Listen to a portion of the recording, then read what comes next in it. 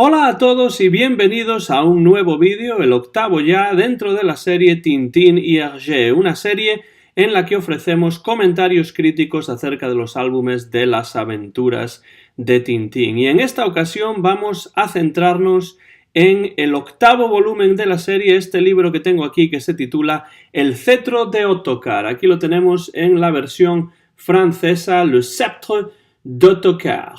Es un libro que se publicó originalmente en el Petit Vingtième entre agosto de 1938 y agosto de 1939, es decir, le llevó a Hergé nada más y nada menos que un año completar la publicación serializada de El cetro de Ottokar. Poco después se publicaría por parte de Casterman en forma de álbum en blanco y negro. El contexto histórico es muy importante en esta obra. Cuando hablamos del cetro de Ottokar tenemos que tener en cuenta que se inscribe en el contexto histórico de la Segunda Guerra Mundial. Hergé está aquí reflejando en su obra la actualidad política del momento. Esto es algo que ya había hecho, por ejemplo, en El Loto Azul, con la guerra entre China y Japón, pero en este año ya estamos en el verano de 1938 y por tanto lo que refleja aquí Hergé es la Anschluss, es decir, la anexión de Austria por parte de la Alemania nazi que tuvo lugar en ese año de 1938. De nuevo nos encontramos con un álbum lleno de acción, con persecuciones en coche, persecuciones en avión, pero en este caso con una trama que es claramente, como decimos, claramente política. Eso sí, Hergé trata de lograr un cierto distanciamiento de la realidad histórica mediante la creación de dos países ficticios y enfrentados entre sí, con características de la zona balcánica y de Rumanía. Nos referimos a Sildavia, por un lugar, que es un reino no totalitario, y por el otro lado a Borduria, que sí es una nación con un gobierno totalitario que refleja de alguna manera en la ficción de El cetro de Ottokar a la Alemania nazi. Borduria, de hecho, trata de anexionarse Sildavia mediante una trama conspiratoria encaminada a apoderarse de ese cetro de Ottokar que aparece en el título y a tener que hacer así abdicar al rey sildavo Muskar XII, porque según la historia y el sistema político de Sildavia, el rey Muskar necesitaba ese cetro para poder ser reconocido como rey de Sildavia. Por tanto, nos vamos a encontrar con muchos agentes bordurios que están infiltrados en las instituciones sildavas. Aquí nos encontramos ya con Hergé, que está claramente avisando acerca del peligro del ascenso de los totalitarismos en Europa, algo que es evidente en el momento histórico del que estamos hablando. Tenemos, de hecho, en El cetro de Ottokar muchísimas alusiones al universo nazi. Por ejemplo, los aviones y los uniformes bordurios son claramente ejemplos que están inspirados en la iconografía nazi. También y sobre todo, de manera muy importante, el nombre del líder bordurio es Müstler, es decir, una mezcla de Mussolini por un lado y Hitler por el otro. Creo que está bastante claro este nombre que trata de unir los nombres del líder nazi y del líder fascista italiano. En sus entrevistas con Numas Sadul en los años 70, que se pueden encontrar en este libro que tengo aquí, que ya he mostrado en otros vídeos, que es Conversaciones con Hergé, Hergé dice que en el cetro de Ottokar se explica un Anschluss abortado a despecho del maldito Müstler. Esto lo dice en la página número 102 y también habla en esa misma página de las críticas que recibió Tintín por ser en este álbum defensor de la monarquía. Si vamos a la página número 102 podemos leer parte de esta conversación entre Numan Sadoul y Hergé. El propio Hergé dice en cierto momento: se ha reprochado a Tintín que en el cetro se había declarado defensor del trono y del altar y de estar siempre del lado del mango de la sartén, a lo cual Numan Sadoul dice: cosa bastante cierta, ¿no? Y la respuesta de Hergé es muy clara en este sentido: en este caso sí, pero ¿habría sido preferible quizá que se hubiese puesto del lado de los estados totalitarios? Entonces, esa es una pregunta importante que lanza Hergé en esta conversación con Numan Sadoul. Es cierto que Tintín se está poniendo del lado, en este caso, de la corona sildava, del establishment en algún sentido sildavo, pero es que lo contrario sería ponerse a favor de los estados totalitarios, y eso es algo que Tintín nunca va a hacer, y menos en este contexto tan claro, contemporáneo a la publicación de esta obra, como es esta Segunda Guerra Mundial, que va a traer en el futuro bastantes problemas para Hergé, como se verá en vídeos posteriores. En el caso del cetro de Ottokar, la aventura le llega a Tintín casi por casualidad. Esto ocurre en varios álbumes de la serie. En este caso se encuentra en el banco de un parque con un pequeño maletín y decide devolvérselo a su dueño. Está Tintín pues simplemente en una escena cotidiana en Bruselas, y a partir de esta escena cotidiana, y en principio poco importante, poco interesante, nos vamos a encontrar con el inicio de la aventura. Casi sin quererlo, Tintín, el dueño de este pequeño maletín, es el profesor Alambique, sigilógrafo, es decir, que se dedica al estudio de los sellos, y Tintín se va a convertir en el secretario del profesor Alambique y lo va a acompañar en un viaje con fines profesionales, con fines académicos, a Sildavia. Lo que quiere hacer el profesor Alambique, por lo que parece, es estudiar los sellos de la Casa Real Sildava, entre otras cosas. Lo que ocurre aquí es que este personaje de Alambique, que en cierto modo pues ya es como una especie de antecesor del profesor Tornasol, Alambique no es quien parece ser. Parece una persona, pero resulta que va a ser otra persona, y no voy a decir exactamente qué es lo que ocurre, porque si no estoy desvelando la trama de este álbum demasiado. Y por tanto Tintín va a verse involucrado en esta conspiración borduria para hacer abdicar al rey de Sildavia. Como ya he dicho, Tintín va a ayudar al rey, y en la parte final de la historia incluso va a acabar condecorado, razón de que apareciesen esas críticas a Hergé y a Tintín por haberse puesto en este caso del lado de la corona. Una cosa muy importante en este libro de Tintín, en esta aventura, es que aparecen nuevos personajes. Por un lado está el coronel Boris, que es el edecán, el ayuda de campo del rey Muskar de Sildavia, y que es uno de los infiltrados en las instituciones sildavas que apoyan a los bordurios. Va a aparecer este personaje de nuevo, y de manera muy importante, en un álbum posterior que es Objetivo La Luna, es decir, la historia de Tintín, del viaje de Tintín, Haddock y Tornasol a la Luna. El coronel Boris es uno de los personajes que aparecen aquí por primera vez, pero todavía más importante que el coronel Boris es Bianca Castafiore, el ruiseñor milanés, la cantante de ópera, que aparece en este álbum, en el cetro de Ottokar, por primera vez y brevemente. Es una cantante de ópera ridiculizada, muy famosa por lo que parece, pero poco apreciada por Tintín y por Milou,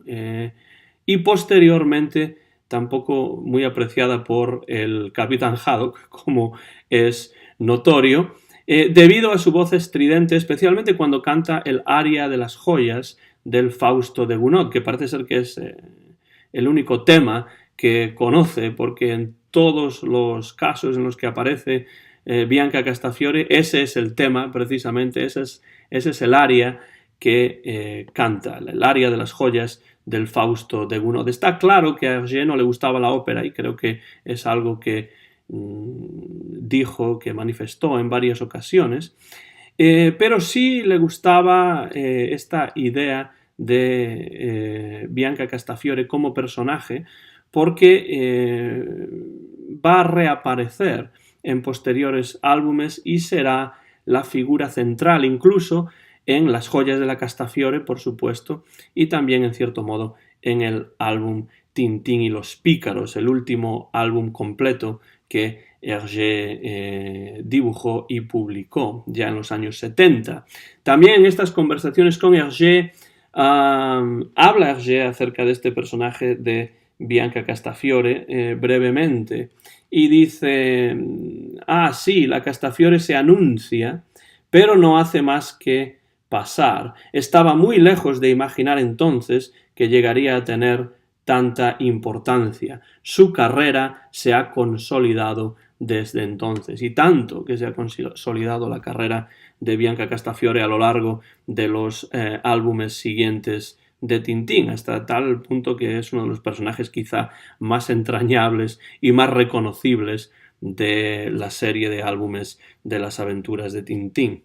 Una de las cosas que más me ha fascinado siempre del cetro de Ottokar es la manera en la que Hergé es capaz de inventar toda una historia para el país de Sildavia, y esto lo hace a través de un panfleto que aparece entre las páginas 19 y 21 de esta edición en color. Y esto ocurre cuando Tintín está volando en un avión junto con el profesor Alambique en dirección a Sildavia, y lo hace, como digo, a través de este panfleto. Aquí lo vemos, se llama Sildavie, Royaume du Pélican Noir, y ahí tenemos información acerca de este país ficticio de Sildavia. En las dos páginas siguientes tenemos también más información, junto con algunos dibujos, una supuesta miniatura de una batalla importante dentro de la historia de Sildavia. Ahí en la parte de arriba tenemos al rey Muskar XII, el monarca actual de Sildavia. También tenemos arriba ahí el famoso cetro de Ottokar que le da nombre a este libro, y Hergé es capaz de inventar esta historia para Sildavia de una manera muy verosímil, de una manera muy creíble, y eso le da todavía mayor empaque, si cabe, a esta historia de Tintín. La iconografía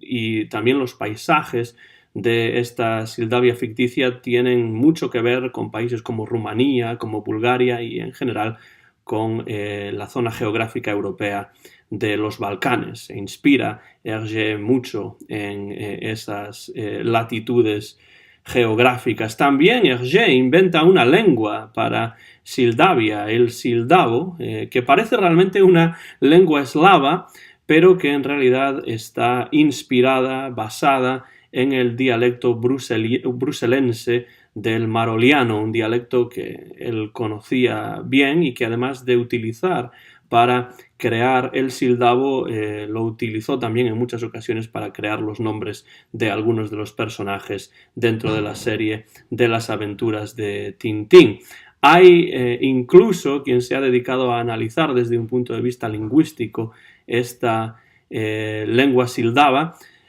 llegando a ciertas conclusiones desde el punto de vista lingüístico y tal, pero bueno, en este sentido lo único que puedo decir es que cada loco con su tema, como decía Serrat, ¿no? El caso es que se trata de una lengua ficticia que en algunos casos se escribe con la grafía cirílica, en otros casos con la grafía latina, pero que no es una lengua real como para tratar de hacer una gramática de ella, sino que es una lengua inventada, puramente inventada por Hergé, basándose en un dialecto bruselense. La edición en color, que es la que tengo aquí, la que se puede encontrar con mayor facilidad en muchas lenguas, entre ellas el español, se publicó originalmente, se redibujó y se publicó, coloreó originalmente en el año 1947, y dicen algunos críticos, como por ejemplo Michael Farr, que es quizá una de las más cuidadas, con una participación muy importante de uno de los más ilustres colaboradores de Hergé, como es Edgar Pierre Jacobs. Es una edición con mucho colorido, con mucho dinamismo, y bueno, a mí me gusta especialmente cómo Hergé y Edgar Pierre Jacobs redibujaron esta obra de El cetro de Ottokar. ¿Por qué me parece esta obra de Hergé, este volumen de las aventuras de Tintín interesante? Pues por muchas razones. Entre ellas quiero hacer hincapié en dos, sobre todo. Por un lado, este conflicto que aparece aquí por primera vez entre los países ficticios de Sildavia y Borduria, que será muy importante porque reaparecerá en futuras obras de la serie, como por ejemplo los álbumes Objetivo a la Luna y Aterrizaje en la Luna, y de manera muy importante también y especialmente notable en El asunto Tornasol. También me parece importante esta obra porque Hergé consigue aquí crear una aventura de Tintín en la que refleja de una manera muy interesante el complicado momento histórico en el que se inscribe esta obra, contemporáneo a la publicación de esta obra, que es esta Segunda Guerra Mundial, con Hergé avisándonos acerca de los peligros del ascenso de los totalitarismos en Europa, un tema que, por cierto, nunca pierde su interés y que llevará, por supuesto, a la Segunda Guerra Mundial muy pronto. Hay que tener en cuenta que este álbum se publicó originalmente en forma serializada entre los años 1938 y 1939 y que llevará también a la ocupación nazi de Bélgica, que en tantos problemas va a traer a Hergé personalmente y profesionalmente. Pero eso lo dejamos ya ahí en el aire para futuros vídeos sobre futuras obras de las aventuras de Tintín. Es cierto que Tintín en esta obra se pone del lado del monarca de Sildavia, se pone del lado de la corona, pero a mí yo quiero dejar en el aire la pregunta, quiero hacerme eco de la pregunta que también dejaba en el aire el propio Hergé. ¿Habría sido mejor que Tintín se hubiese puesto no del lado de la corona sildava, sino del lado de la borduria totalitaria? ¿Sería mejor que Tintín se hubiese puesto del lado de los totalitarismos? Yo creo absolutamente y sinceramente que no, porque Tintín jamás se pondría del lado de los totalitarismos y Hergé tampoco. Es más, en este libro está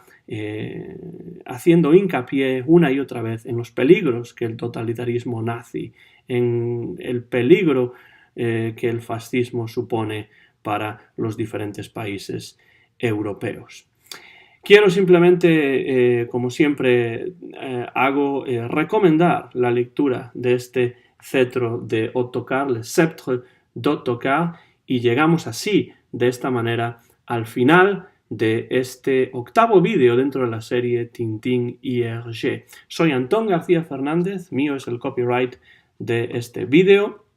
que se grabó en el año 2018 en directo en la ciudad de Jackson, en el estado de Tennessee, en los Estados Unidos de América. Muchísimas gracias por la atención y nos seguiremos viendo aquí en este canal de YouTube que es Antón GF, dentro de la serie Tintín y Hergé, en futuros vídeos dedicados a los demás álbumes de la serie Las aventuras de Tintín. Hasta entonces, muchas gracias y hasta la próxima.